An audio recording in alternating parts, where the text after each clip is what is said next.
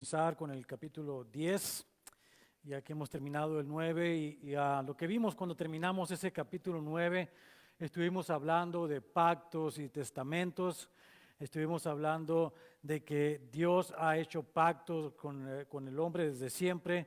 La idea de Dios es obviamente dirigirse, comunicarse con el hombre, darnos instrucciones y hacer acuerdos con nosotros de manera que que podamos nosotros relacionarnos con Él.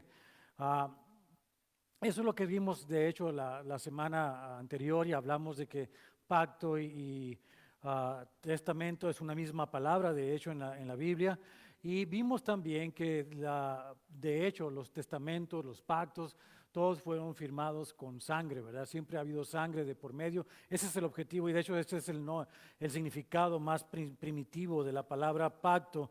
Tiene que ver con separar dos animales, que haya derramamiento de sangre y que las dos partes que están tratando pasen por el medio de estos animales partidos por la mitad con fuego.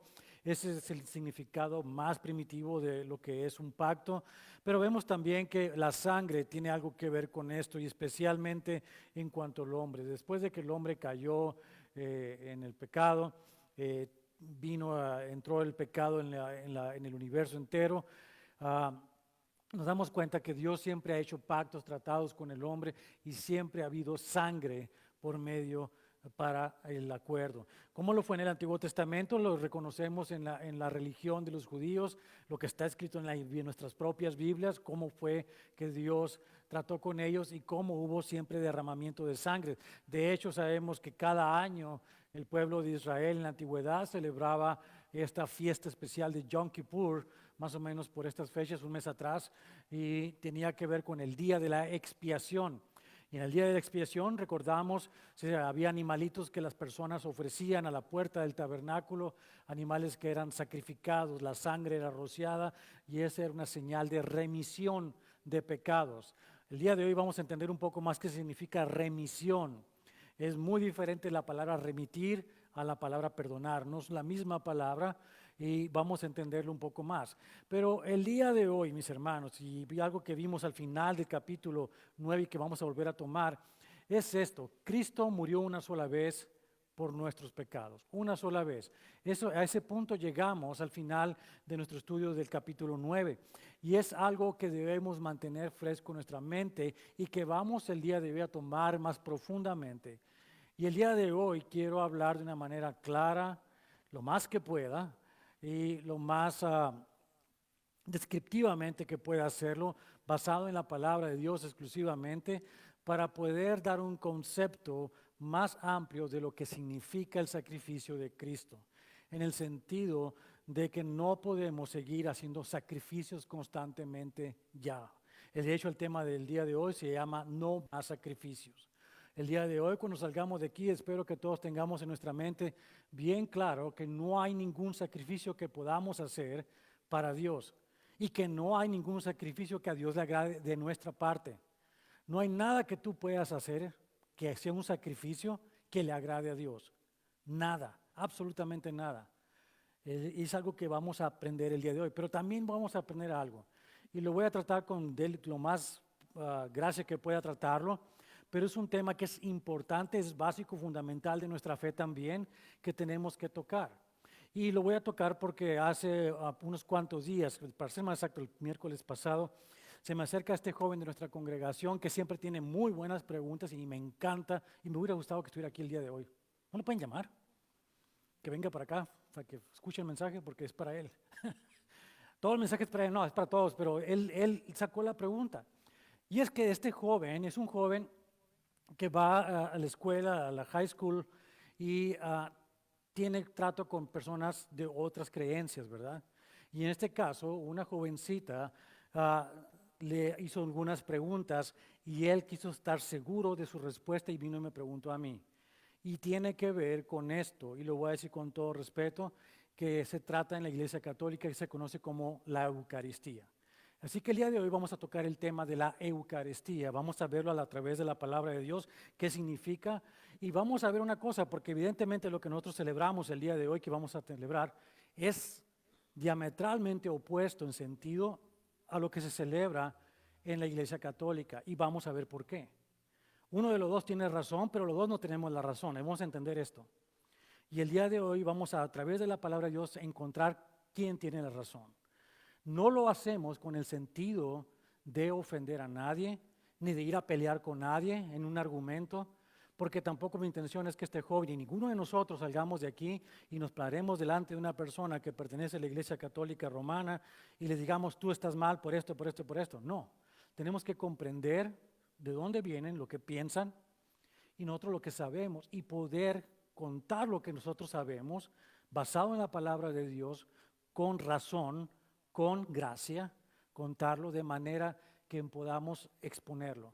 Las personas tienen la libertad de recibirlo o no recibirlo, hay una sola verdad, entendemos eso, y la palabra de Dios nos va a decir cuál es la verdad, porque la palabra de Dios es la verdad. Entonces tenemos que apelar siempre a la palabra de Dios para esto mismo. Así que el día de hoy vamos a tener que tocar el tema porque es lo que está hablando el capítulo número 10 de la carta a los Hebreos, es algo que va a tocar necesariamente y que va a dar una explicación más amplia y más acertada en cuanto a lo que significa esto que celebramos el día de hoy. Así que vamos a entrar entonces en el tema y le voy a pedir que se ponga de pie para que lea conmigo capítulo 10 de Carta a los Hebreos, versos 1 al 18.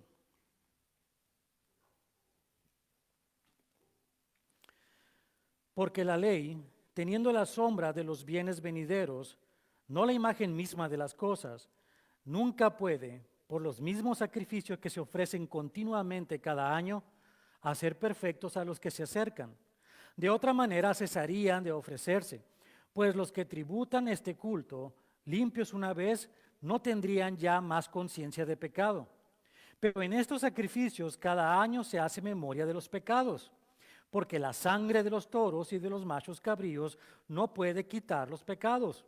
Por lo cual, entrando en el mundo, dice, sacrificio y ofrenda no quisiste, mas me preparaste cuerpo. Holocaustos y expiaciones por el pecado no te agradaron. Entonces dije, he aquí que vengo, oh Dios, para hacer tu voluntad, como en el rollo del libro está escrito de mí, diciendo primero, sacrificio y ofrenda y holocaustos y expiaciones por el pecado no quisiste, ni te agradaron, las cuales cosas se ofrecen según la ley. Y diciendo luego, he aquí que vengo, oh Dios, para hacer tu voluntad, quítalo primero para establecer esto último. En esa voluntad somos santificados mediante la ofrenda del cuerpo de Jesucristo, hecha una vez para siempre. Y ciertamente todo sacerdote está día tras día ministrando y ofreciendo muchas veces los mismos sacrificios que nunca pueden quitar los pecados. Pero Cristo, habiendo ofrecido una vez para siempre un solo sacrificio por los pecados, se ha sentado a la diestra de Dios. De ahí en adelante esperando hasta que sus enemigos sean puestos por estrado de sus pies. Porque con una sola ofrenda hizo perfectos para siempre a los santificados.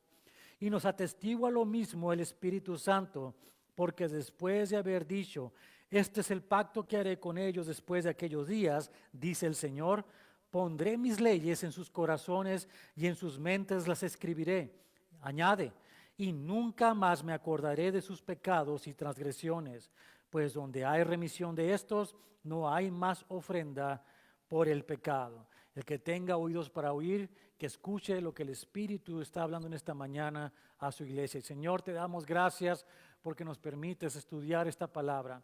Necesitamos tener gracia, necesitamos recibir de ti la enseñanza, la instrucción, que tu Espíritu Santo nos enseñe lo que significa esta palabra y que aprendamos a exponer y explicar apologéticamente, con gracia, con mansedumbre, dar una respuesta ante todo aquel que demande una razón de la fe que hay en nosotros. Por eso te pedimos, Señor, que seas tú el que nos instruyas. Por eso te pedimos que sea tu Espíritu Santo el que nos revele en su palabra lo que necesitamos saber. Y Señor, que aprendamos una cosa, que no debemos en ninguna manera contender con nadie que tenga una fe diferente a la de nosotros, pero que tengamos sabiduría para poder exponer aquello que tú quieres que nosotros conozcamos. porque tú no quieres que nadie se pierda, sino que todos procedan al arrepentimiento, dice tu palabra. Y confiamos que así es. Así que nos has enviado y comisionado a todos, Señor, para ser enviados, para compartir el mensaje del Evangelio. Que lo hagamos entonces, Señor, sabiendo qué es lo que tú deseas que nosotros comuniquemos y que seamos usados por el Espíritu Santo y no nuestras propias emociones ni nuestros deseos personales. Porque eres tú, Dios, sobre todas las cosas y a ti damos cuenta. Gracias te damos por ello, Señor. Confiamos en que nos hablarás, confiamos en que seremos transformados por la revelación de tu palabra y la renovación de nuestra mente, porque esto solamente puede venir de ti y no del hombre. Gracias te damos en el nombre de Jesucristo. Amén. Puede sentarse. Bien, mis hermanos, una vez más, vemos algo aquí, estamos empezando a estudiar este capítulo 10, y es que en la palabra de Dios debe recordar una cosa. La Biblia originalmente es un compendio de diferentes libros y cartas escritos a través de las diferentes épocas del hombre, más de 1500 años en que fueron escritos por 40 autores o más de diferentes estratos y situaciones diferentes. La carta a los hebreos, igual que las otras cartas que están en nuestra Biblia o los libros que están escritos, originalmente no fueron escritos con estas divisiones de capítulos y versos como están nuestras Biblias el día de hoy escritas. La razón por la que se añadieron estas divisiones en nuestras Biblias es simplemente para estructurar nuestro estudio y para poder recordar con precisión en dónde se dice tal o cual cosa en la Biblia.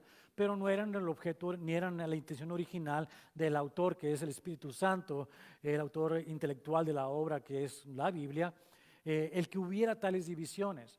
Tan es así que es una carta que comienza con el primer verso, ¿verdad? Con la primera expresión y hasta que termina la última, en el último capítulo, es una sola carta. Sin embargo, en una carta común y corriente que nosotros escribimos ideas en párrafos, ¿verdad? Tenemos una idea contenida en un párrafo completo y tal vez una serie de ellos, hilando una serie de pensamientos que nos llevan a alguna conclusión al final de la carta. Esa es la manera que está escrita la Biblia. En este caso, en el capítulo número 10, nos damos cuenta que no podemos comenzar en el capítulo 10, verso 1. Tenemos que comenzar en el capítulo 9 para que tenga sentido lo que nos está diciendo la palabra de Dios. Y para ser más exactos, deberíamos comenzar en el verso número 27 del capítulo 9 para que tenga tal sentido. Así que podemos leer entonces una vez más del verso 27 del capítulo 9 hasta el verso número 2 del capítulo 10 para que tenga sentido lo que quiere el autor explicarnos en esta carta. Y dice de esta manera entonces, y de la manera que está establecido para los hombres que mueran una sola vez, y después de esto el juicio. Así también Cristo fue ofrecido una sola vez para llevar los pecados de muchos y aparecerá por segunda vez sin relación con el pecado para salvar a los que le esperan, porque la ley, teniendo la sombra de los bienes venideros, no la imagen misma de las cosas, nunca puede, por los mismos sacrificios que se ofrece continuamente cada año, hacer perfectos a los que se acercan.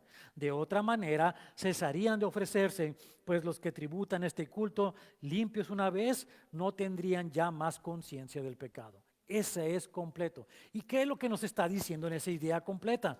Evidentemente se trata de una comparación. Está comparando lo que es Cristo, el nuevo pacto en su sangre, que fue hecho una sola vez y para siempre. Un solo sacrificio hace unos 2000 años y no más sacrificios. Se acabaron. No hay más sacrificios. Lo que Él hizo en la cruz, su sangre derramada, es suficiente para cubrir todo pecado. No hay más que hacer. No hay más sacrificio. Esto significa muchas cosas, especialmente para nosotros. No más sacrificios.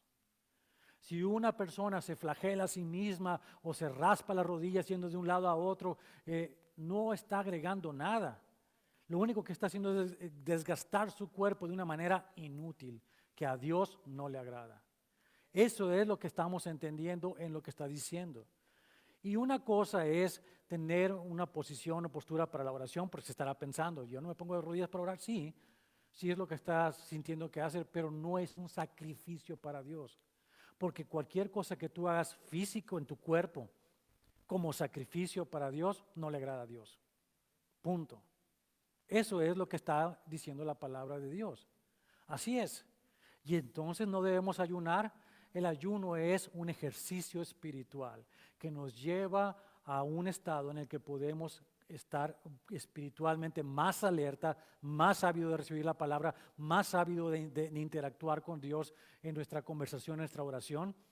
Pero no se trata de afligir tu cuerpo con hambre, destruyendo tu cuerpo, porque a Dios no le agrada eso.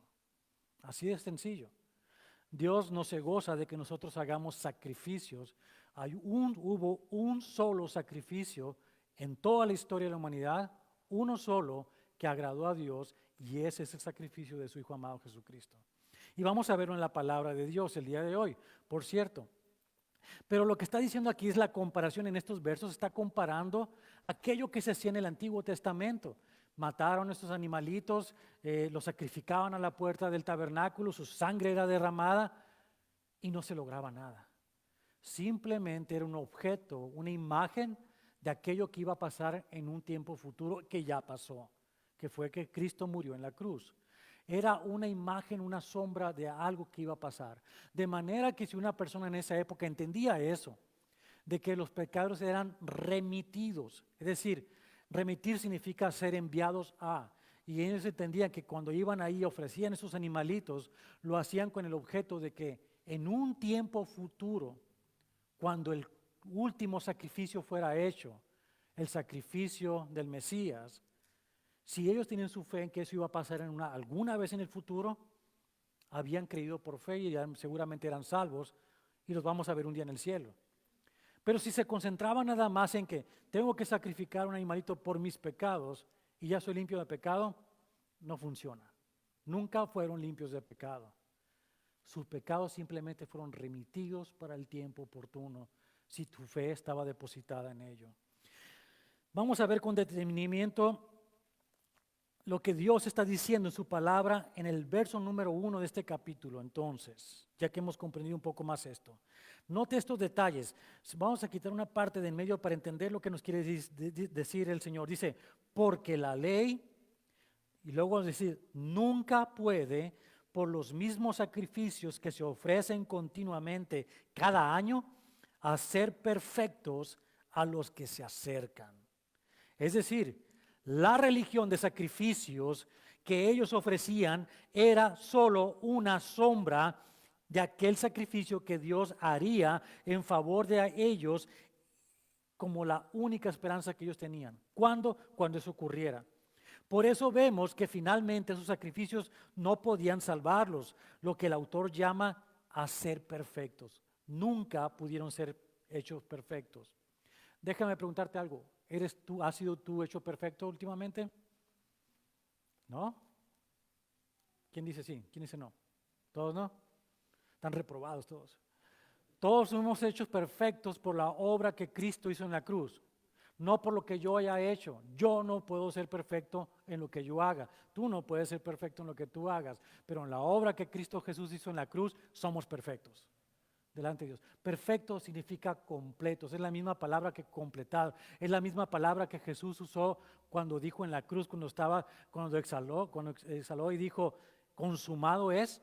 Es la misma palabra. Completos estamos, mis hermanos. No porque nosotros hayamos hecho nada, porque si nosotros nos esforzamos, no vamos a hacer nada tampoco. Lo que Él hizo en la cruz nos hace perfectos delante del Padre. Es su justicia impuesta en nuestra injusticia. Eso es la gracia. Eso es lo único que nos salva. Así que la próxima vez que le pregunten si es perfecto, decir, yo mis fuerzas no, pero en Cristo lo que Él hizo en la cruz, sí soy perfecto. Para Él soy perfecto. No porque yo haya hecho algo, yo no hice nada para ser perfecto, ni puedo hacer nada. Nada puedo agregar a esa perfección que Él me da. Somos o no de esa manera. Entendamos esto porque si no, estamos perdiéndonos de la gran bendición de saberse, mis hermanos, si está afligiéndose todo el tiempo porque se siente culpable, el día de hoy va a aprender algo que es importante. Y vamos a verlo. Continuamos entonces. Entendiendo entonces de esta manera que es la fe que las personas tenían, que el mismo Dios tenía la soberanía para salvarles y que haría en favor de ellos. Era la única esperanza que ellos tenían de que un día serían salvos. Finalmente, entonces los llama, el autor les dice que no pueden ser perfectos ellos por medio de los sacrificios. Inmediatamente, entonces, la palabra de Dios dice como argumento final que si tales sacrificios fueran realmente eficaces, los practicantes no hubieran tenido necesidad de seguir ofreciendo tales sacrificios, lo cual se sigue explicando en los siguientes versos. Versos 3 a 4 del capítulo 10 de Hebreos dice: pero en estos sacrificios cada año se hace memoria de los pecados, porque la sangre de los toros y de los machos cabríos no puede quitar los pecados. ¿Qué es lo que hacían cada año entonces? Cada año venían las personas al tabernáculo, traían su mejor animalito, que tenía que estar perfecto a la vista de ellos, y era degollado. Y su sangre se usaba como un emblema, como un símbolo de ese pacto, la sangre que era rociada de esos animalitos, que decía: mis pecados son enviados a Dios para que un día Él los perdone. Eso es todo lo que significaba esto. De manera que no eran perdonados, y ellos, la gente lo sabía. Y cada año venía, por ejemplo, este año, vengo aquí con mi animalito, lo sacrifican, y digo: mis pecados que he cometido durante toda mi vida, tengo 50 y tantos años, 4, si no me equivoco, 54 años, todos mis pecados, 54 años, este día los estoy remitiendo al Señor para que me perdone. El año que viene, exactamente a la misma fecha, vengo otra vez con mi animalito, lo mato otra vez y voy a decir: Señor, aquí están mis pecados de estos 55 años. ¿Se da cuenta? Le estoy sumando los de cada año y cada año, porque no ha habido perdón de pecados. Imagínese usted, cristiano, cristiana, si usted tuviera que cargar todavía, acordarse de todos los pecados que ha cometido. ¿Cómo estarían nuestros hombros? Ahora déjame preguntar una cosa: si usted siente que todavía está cargando con esos pecados, esas culpas del pasado, este es el día que tiene que liberarse de todos ellos, porque la sangre de Cristo fue suficiente y todos sus pecados han sido perdonados y usted no debe nada y es libre. No hay ningún pecado que le esté encima de sus hombros, todos han sido pagados ya y ya no debe nada a usted. Deberíamos estar libres para hacer la voluntad de Dios sin ningún peso de pecado que nos asedie, como escribió también el autor. Entendiendo eso, entonces, podemos ver que los pecados que eran remitidos al Señor no eran perdonados, era un acto ritual simplemente en el cual confesaban sus pecados y estos eran puestos esperando que un día hubiera un sacrificio tal que pudiera pagar por esos pecados.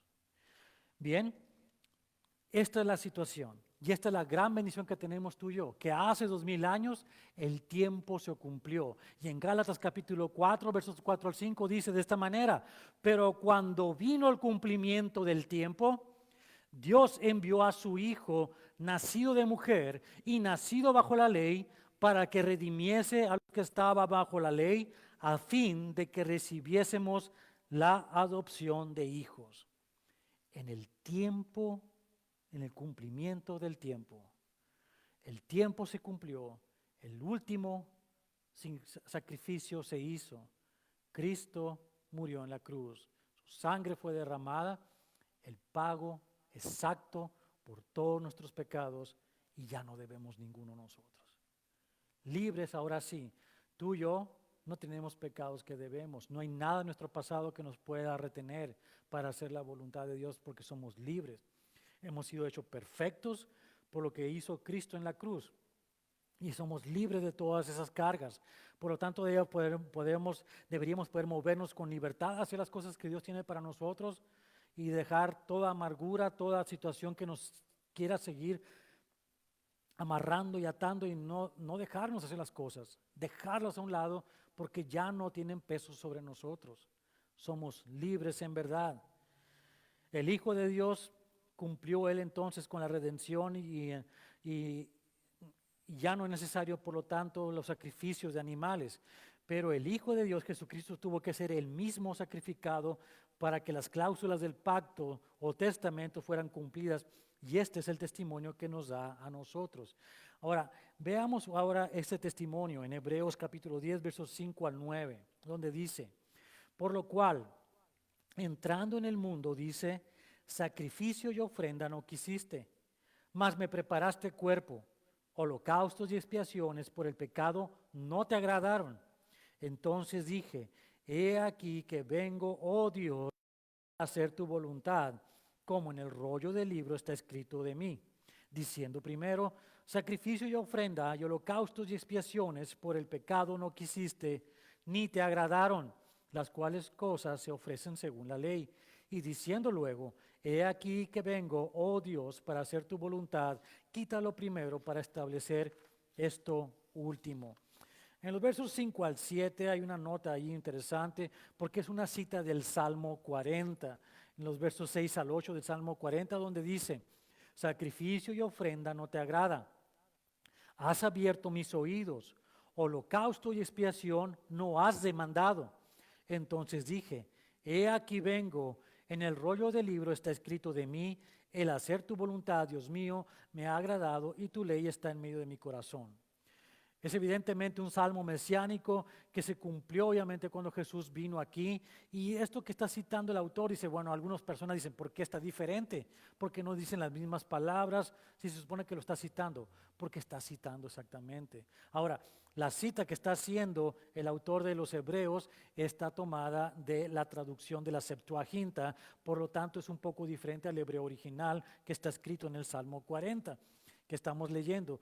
Por eso hay una diferencia. Pero lo importante de esta parte es que llega al punto en que dice que ya no es necesario ningún sacrificio anual por la expiación de los pecados. Porque en primer lugar no tiene sentido. En segundo lugar es ineficiente, no sirve para nada. Así que lo que está diciendo es que el Señor Jesús dijo, quita esto primero que había, estas ordenanzas, estos sacrificios, y pon lo segundo, que es el pacto en Cristo Jesús, en su sangre derramada en la cruz, lo cual es suficiente y efectiva para nuestra salvación. El sentido de estas últimas palabras nace entonces de lo que agrada a Dios. Y evidentemente no son los sacrificios constantes de animales, sino el sacrificio último y eficaz de Cristo, cuyo cuerpo fue preparado para el holocausto de la cruz. Comparemos esto con lo que dice en Isaías 53, 10, primera parte. Dice, con todo eso, Jehová quiso quebrantarlo, sujetándole a padecimiento. Eso dice nuestra traducción, Reina Valera, 1960, y en algunas otras. Pero en el idioma hebreo y en algunas otras traducciones literales, dice de esta manera, y le plació a Jehová quebrantarlo, sujetándolo a padecimiento. Lo que nos dice es esto, al Dios Padre le produjo placer, satisfacción, el que su Hijo padeciera y muriera como lo hizo. El sacrificio de su Hijo Jesucristo fue agradable a Dios.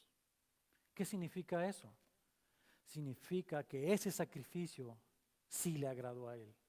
Satisfizo toda la demanda de justicia que era demandada por nuestras faltas, por nuestros pecados. Así que le plació al Padre que su Hijo muriera en favor de nosotros. Tanto nos ama Dios. Tanto nos ama Dios. Eso es lo que nos está revelando la palabra. Y fíjese bien, ningún otro sacrificio le agradó al Padre. Ningún otro sacrificio. Nada que tú y yo podamos hacer le agradó al Padre, lo acabamos de leer. Nada le agrada. Porque es un Dios justo, porque es un Dios soberano, majestuoso, y tú y yo somos pecadores, y los pecadores solo hacemos cosas malas. Isaías también nos dice que el mejor de nuestros actos son como trapos de inmundicia para el Señor. Así que entendamos que no hay nada que tú y yo podamos hacer para agradar a Dios, otro que recibir el regalo de la gracia. Es todo lo que podemos hacer. Evidentemente, no te vas a quedar sentado después de que escuchaste ese, ay, soy salvo, entonces no hay nada que le agrade a Dios que yo haga, entonces no hago nada, ¿verdad? No, no está diciendo eso. lo que está diciendo es que lo que hacemos es obedecer a nuestro amo, nuestro Señor. Por eso hacemos obras de justicia. Por eso, porque estamos retribuyendo, sirviendo a quien que nos salvó. Por eso hacemos obras de justicia. Bien, continuando con esto. Entonces le plació a Dios Padre que su Hijo padeciera de esta manera. Y encontramos que el sacrificio del Hijo de Dios fue un acto que sí satisfizo la justicia de Dios, fue agradable y valioso para Él. El ejemplo de la pureza de la víctima del sacrificio descrita en la ley es sorprendente. En Levítico capítulo 1, versos 2 y 3 y el verso 10 nos habla de cómo debía ser un sacrificio que fuera utilizable para Dios. Dice así: habla a los hijos de Israel y diles: cuando alguno de entre vosotros ofrece ofrenda a Jehová, de ganado vacuno u ovejuno, harás vuestra ofrenda.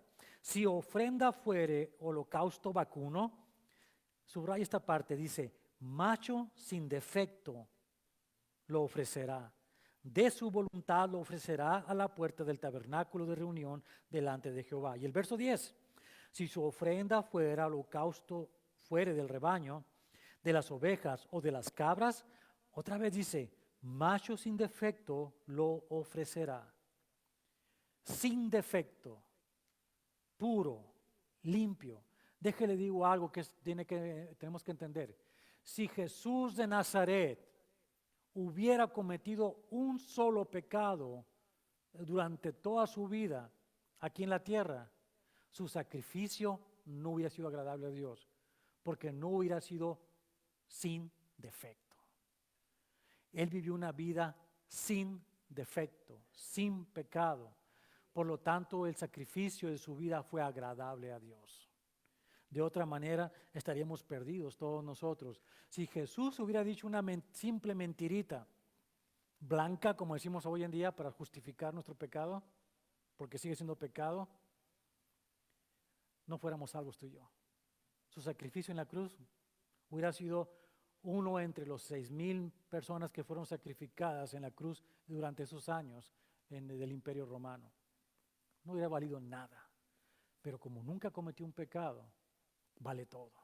Agradable a Dios Padre, su sacrificio fue recibido y nosotros tenemos gracia por ello. Entonces, entendiendo que el sacrificio de Jesús fue el único perfecto y agradable a Dios Padre, aceptado y valorado por Él, podemos comprender lo que dice entonces el verso 10 de Hebreos 10, donde dice, en esa voluntad somos santificados mediante la ofrenda del cuerpo de Jesucristo hecho una vez para siempre. ¿Cuál voluntad? En la del sacrificio voluntario del Hijo de Dios, haciendo la voluntad del Padre de ofrecerse a sí mismo por nosotros para pagar lo que debíamos. Ahora, ¿cuántas veces es necesario su sacrificio en favor de nosotros? Dice ahí, una vez para siempre. Una vez para siempre. Es aquí donde vamos a entrar en el punto del detalle de lo que significa esto que tenemos delante de nosotros, que llamamos la Santa Cena, la comunión con el Señor, porque es importante entender qué significa. Y como les digo, vamos a analizarlo un poco más. Si entendemos que Cristo fue sacrificado una sola vez por nosotros, vamos a poder comprender esto que estamos haciendo el día de hoy. La palabra Eucaristía, la que se celebra en la Iglesia Católica, en la misa de la Iglesia Católica, Eucaristía. Las personas la entienden de acuerdo al catecismo, del cual yo también fui cuando tenía la edad, 10 años, fui voluntariamente, a mí nadie me llevó a fuerzas, yo fui solito y yo solito me salí de ahí también.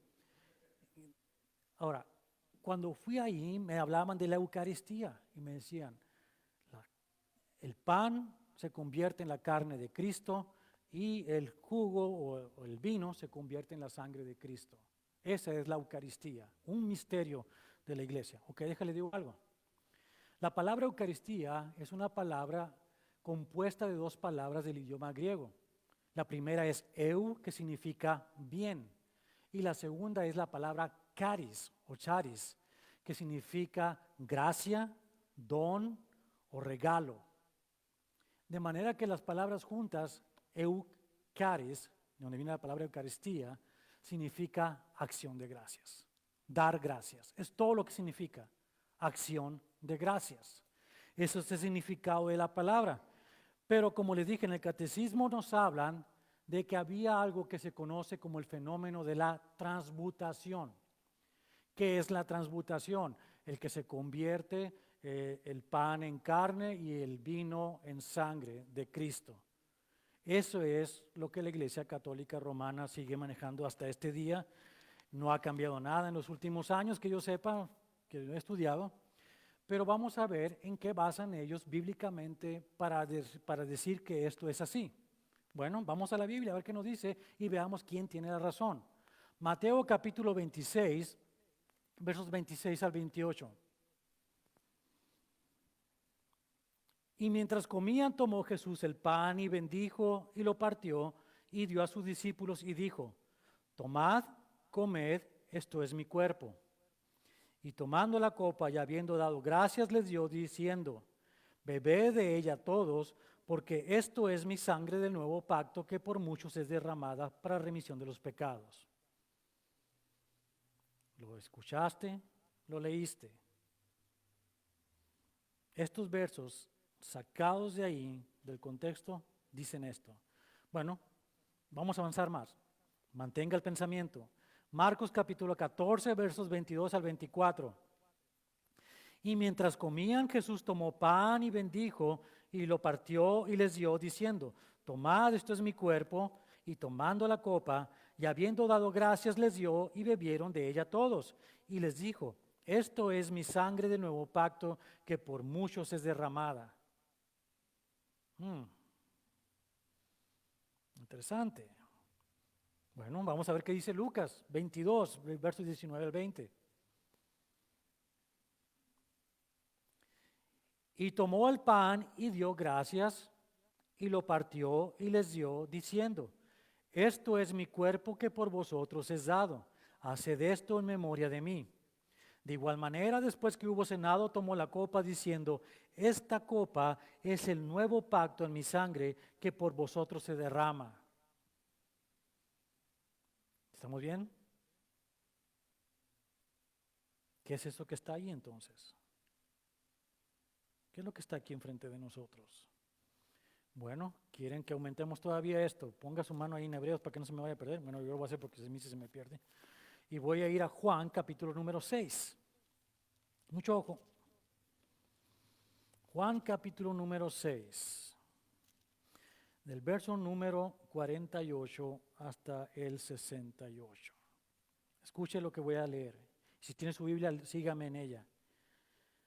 Yo soy el pan de vida. Vuestros padres comieron el maná en el desierto y murieron. Este es el pan que desciende del cielo, para que el que de él come no muera. Yo soy el pan vivo que descendió del cielo. Si alguno comiere de este pan, vivirá para siempre, y el pan que yo daré es mi carne, la cual yo daré por la vida del mundo. Entonces los judíos contendían entre sí, diciendo: ¿cómo puede éste darnos a comer su carne? Jesús les dijo: de cierto os digo, si no coméis la carne del Hijo del Hombre y bebéis su sangre, no tenéis vida en vosotros. El que come mi carne y bebe mi sangre tiene vida eterna, y yo le resucitaré en el día postrero, porque mi carne es verdadera comida y mi sangre es verdadera bebida. El que come mi carne y bebe mi sangre, en mí permanece y yo en él. Como me envió el Padre viviente y yo vivo en el Padre, asimismo el que me come, él también vivirá por mí. Este es el pan que descendió del cielo, no como vuestros padres comieron el maná y murieron. El que come de este pan vivirá eternamente. Estas cosas dijo en la sinagoga, enseñando en Capernaum. Al oírlas, muchos de sus discípulos dijeron: dura es esta palabra, ¿quién la puede oír? Sabiendo Jesús en sí mismo que sus discípulos murmuraban de esto, les dijo: ¿esto os ofende? Pues ¿qué? Si vieres al Hijo del Hombre subir a donde estaba primero. El Espíritu es el que da vida, la carne para nada aprovecha. Las palabras que yo os he hablado son espíritu y son vida, pero hay algunos de vosotros que no creen. porque Jesús sabía desde el principio quiénes eran los que no creían y quién le había de entregar. Y dijo, por eso os he dicho que ninguno puede venir a mí si no le fuere dado del Padre. Desde entonces muchos de sus discípulos volvieron atrás y ya no andaban con él. Dijo entonces Jesús a los 12, ¿queréis acaso iros también vosotros? Le respondió Simón Pedro, Señor, ¿a quién iremos? Tú tienes palabras de vida eterna. ¿Qué hemos entendido aquí? Católico, nosotros cero, en el marcador. No. Note lo que dice el verso número 63. El verso 63 es la clave para entender estos pasajes que acabamos de leer. ¿Qué dice? El verso dice, el Espíritu es el que da la vida, la carne para nada aprovecha. Las palabras que yo he hablado son espíritu y son vida. Las palabras que Jesús nos está hablando en todo este contexto son espirituales, no físicas. Dice, a ver, dame una explicación de esto, un ejemplo. Perfecto, les puedo dar un ejemplo igual que esto. Cuando usted oye escuchar de Jesús, ¿cómo se lo imagina? Como una persona física, ¿no es cierto?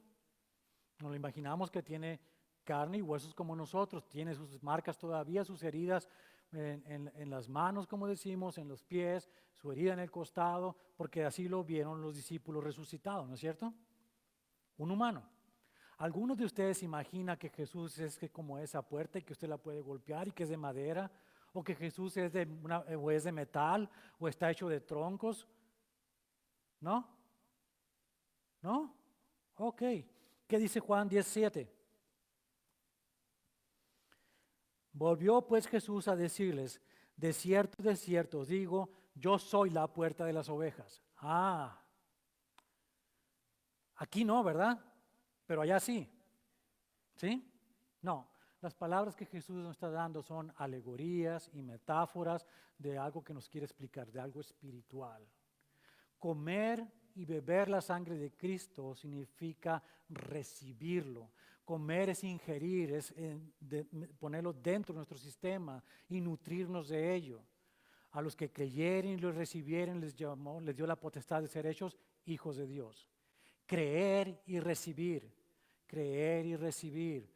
Eso se refiere a comer y beber su carne y su sangre, ser partícipes de lo que Él hizo, creerlo, aceptar su sacrificio. Eso es lo que significa, no que estemos comiendo su carne y su cuerpo. ¿Por qué no? Por la siguiente razón. Porque si eso es la carne y la sangre de Cristo, lo estamos sacrificando otra vez. Ese es el gran problema. Ese es el gran problema de la Eucaristía.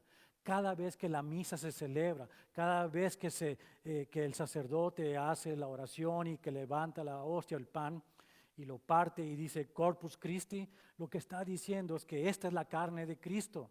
Está sacrificando a Cristo otra vez. Y la palabra de Dios que estamos estudiando en Hebreos, que es la palabra de Dios, no la tradición de un hombre, nos está diciendo claramente que no hay más sacrificio, que fue hecho una sola vez y para siempre. Y que no podemos volver a sacrificar a Cristo. Nunca a nadie más.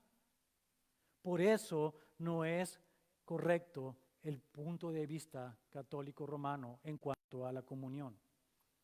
Lo que la comunión significa es algo bien especial, es mucho más grande que eso, mis hermanos.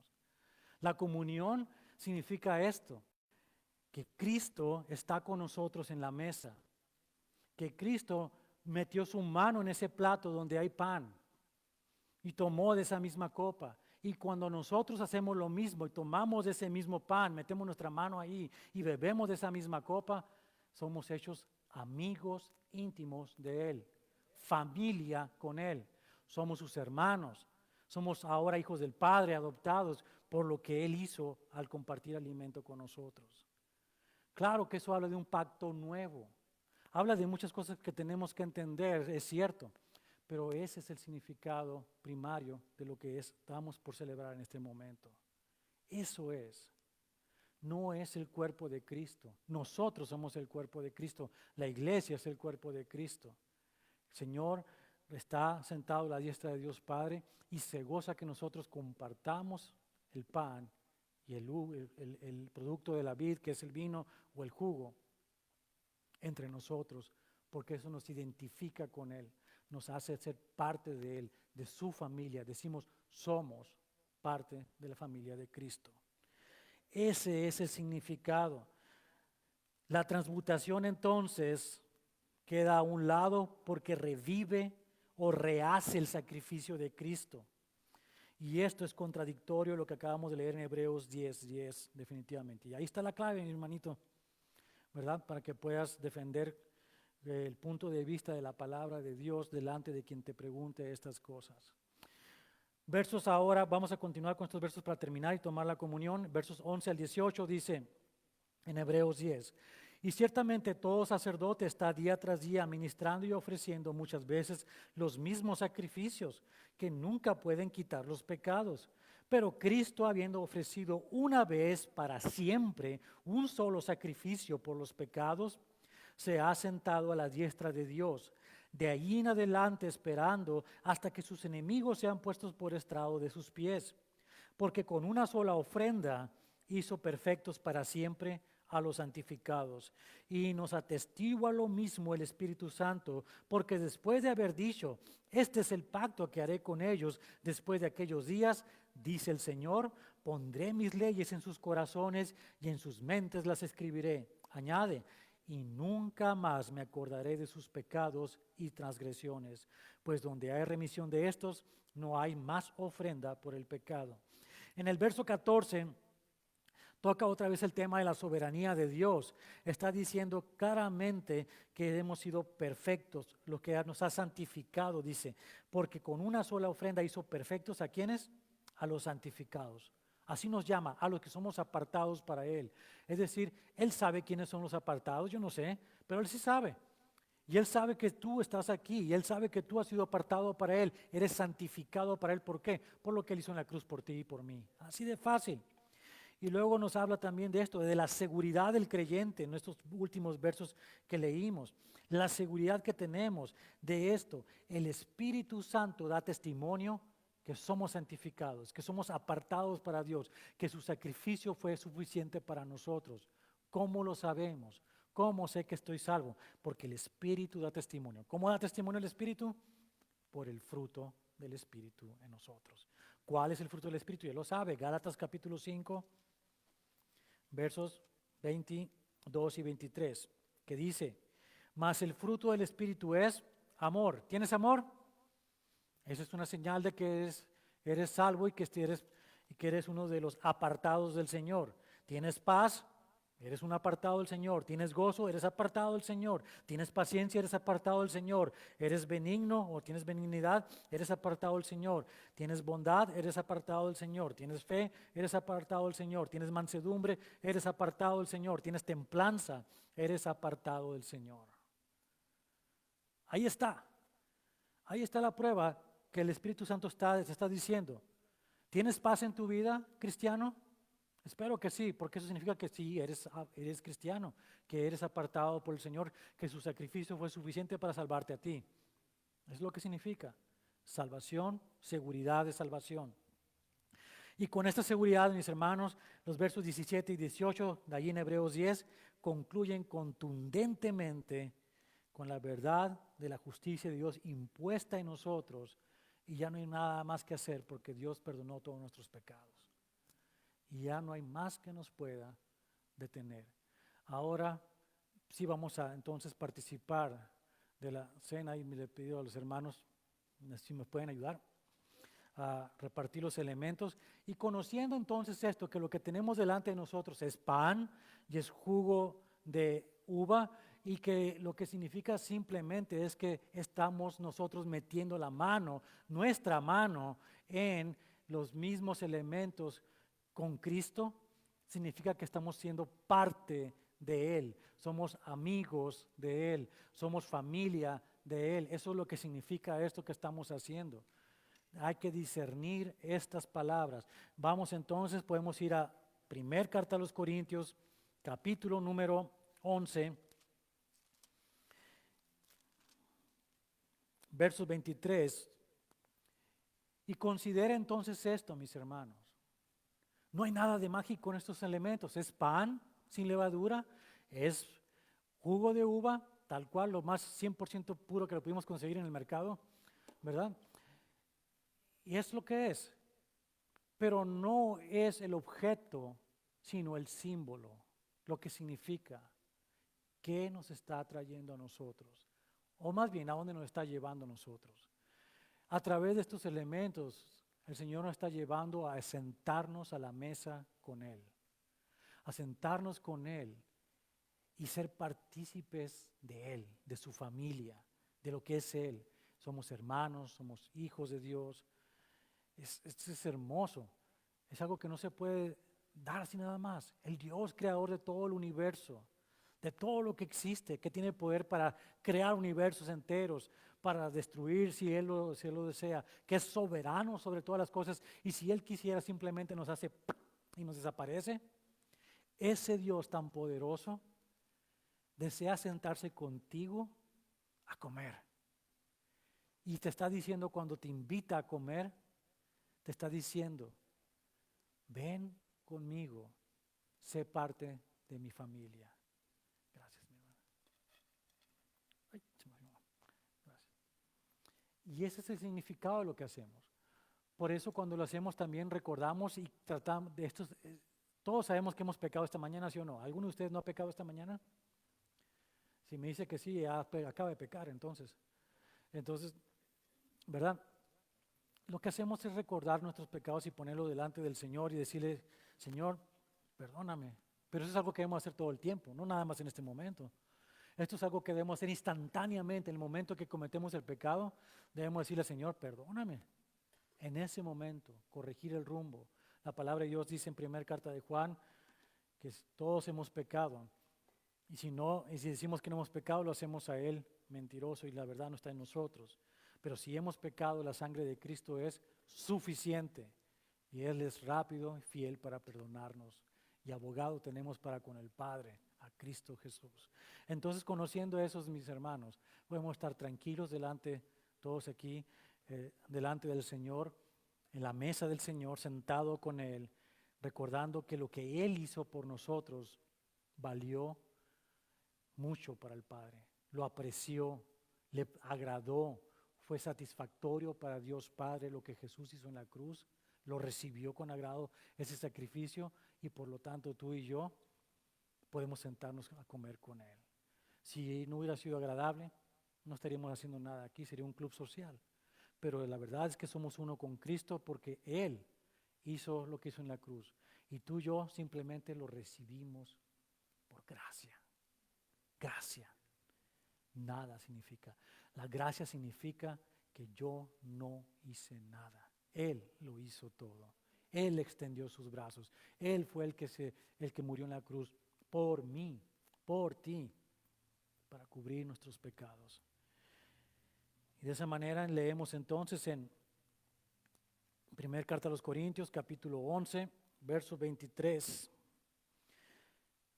lo que Pablo escribe, dice, porque yo recibí del Señor lo que también os he enseñado, que el Señor Jesús, la noche que fue entregado, tomó pan y habiendo dado gracias lo partió y dijo, tomad, comed, esto es mi cuerpo que por vosotros es partido.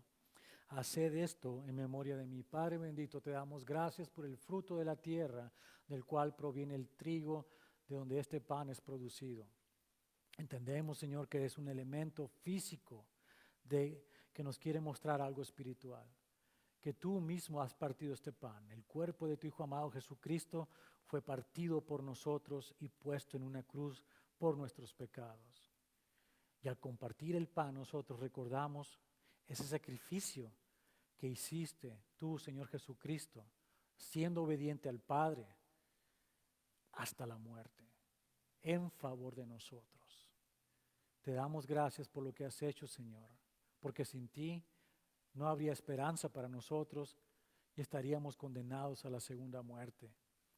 Pero en el sacrificio de tu Hijo amado Jesucristo en la cruz, por su cuerpo partido, quebrado por nosotros, es que nosotros tenemos entrada a tu presencia, al trono de la gracia. Y te damos muchas gracias por ello. Lo comemos con acción de gracias. Bendito seas. En el nombre de Jesucristo. Amén.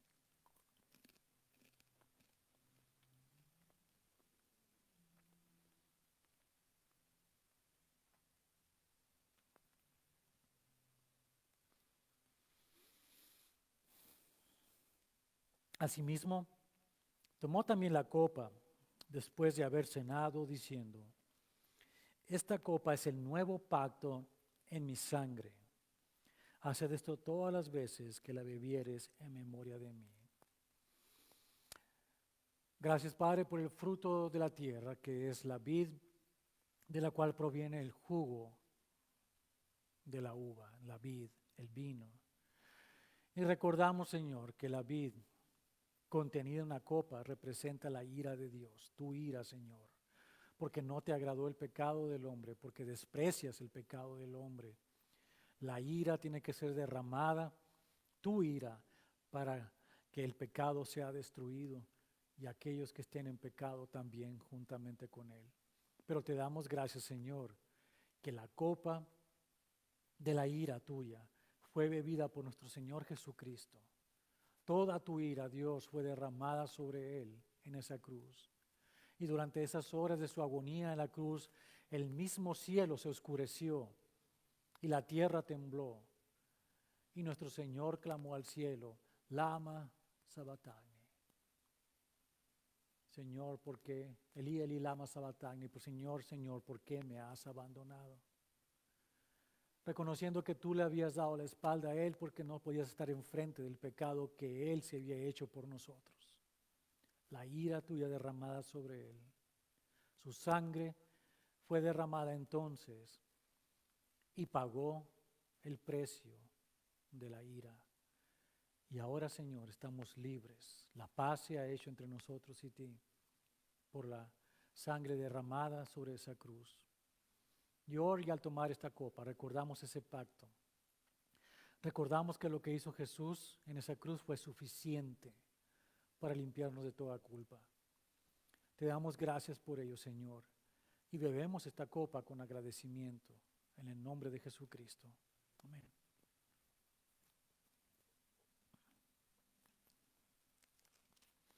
Así pues, todas las veces que comieres de este pan y bebieres esta copa, la muerte del Señor anunciáis hasta que Él venga. Señor, te damos gracias por habernos permitido estudiar en tu palabra el día de hoy el significado de estas mismas cosas, de esto que acabamos de hacer, de estar celebrando la mesa del Señor, la cena del Señor. Y estamos agradecidos, Señor, de que entendemos lo que esto significa. El sacrificio de tu Hijo amado Jesucristo en favor de nosotros, hecho una vez y para siempre, hace cerca de 2000 años. Recordamos lo que tú hiciste en esa cruz, pero no lo volvemos a hacer, porque una vez y para siempre fue necesario y fue suficiente. Y hoy, Señor, estamos gozosos de ser libres de todo pecado. Gracias te damos, Señor, porque podemos en esta libertad servirte a ti, el único y verdadero Dios que hay. Gracias, Señor, por las cosas que nos permites hacer para tu gloria y honra, porque si no hubiéramos recibido tal regalo de la salvación, de tu gracia derramada sobre nosotros, por la misericordia tuya, estaríamos perdidos, estaríamos corriendo de un lado para otro y no habría manera de que fuéramos o tuviéramos ni siquiera la esperanza de poder tener vida eterna. Pero ahora la hemos tenido, Señor, la tenemos en ti y reconocemos, Señor, que grande y poderoso es tú para cumplir tu promesa de esa vida eterna que nos has dado ya a nosotros desde el día que te hemos recibido. Gracias te damos por ello, bendito seas. A ti sea la gloria y la honra en el nombre de Jesucristo. Amén. Dios los bendiga, mis hermanos. Esta tarde no va a haber Pastor's Perspective, queda suspendido hasta la semana que viene. Dios los bendiga.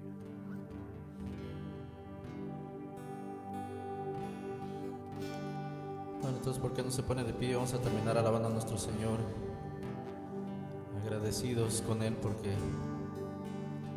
gracias a su sacrificio podemos estar aquí hoy en esta mañana.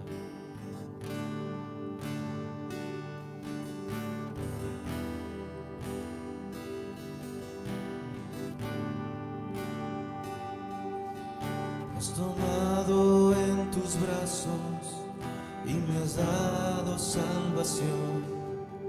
De tu amor has derramado en mi corazón.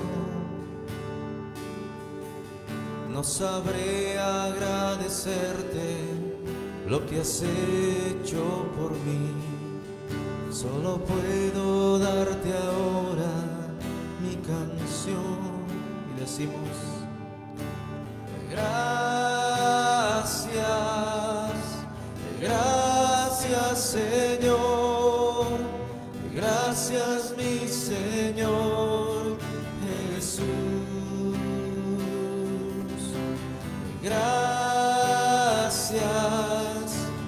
gracias Señor, gracias mi Señor Jesús.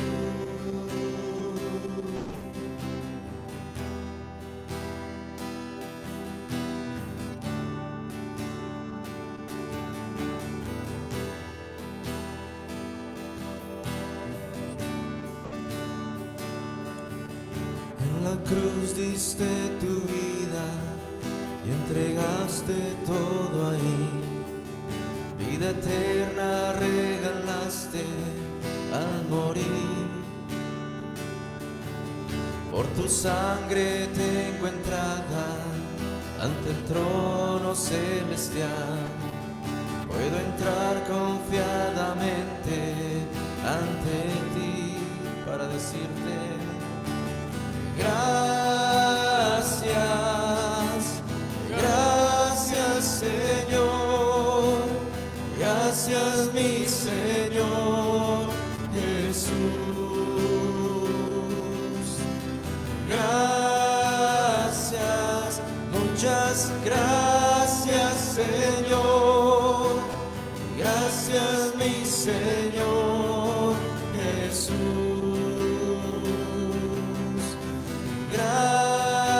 Gracias, muchas gracias Señor, gracias mi Señor Jesús.